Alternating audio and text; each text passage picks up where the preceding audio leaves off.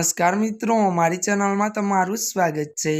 આણંદથી એક મોટા સમાચાર સામે આવ્યા છે। કથાકાર જિગ્નેશ દાદાની તબિયત અચાનક અસ્વસ્થ થઈ ગઈ છે। મળતી વિગતો અનુસાર મિત્રો વધુ આપને એ પણ જણાવી દઈએ કે ત્યારે મિત્રો વાત કરવામાં આવે તો આણંદમાં કથા દરમિયાન અચાનક તબિયત નાતંદુરસ્ત થતા જિગ્નેશ દાદાને તાત્કાલિક સ્થાનિક ખાનગી હોસ્પિટલમાં સારવાર લઈ જવામાં આવ્યા હતા।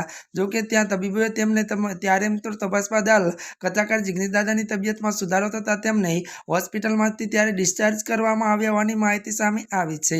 જો કે આણંદમાં કથા દરમિયાન જાણીતા કથાકાર જિગ્નેશ દાદાની તબિયત અચાનક લથડી હતી। આથી તેમને તાત્કાલિક ત્યારે મિત્રો નજીકની હોસ્પિટલમાં ખાનગી હોસ્પિટલમાં સારવાર ખસેડવામાં આવ્યા હતા।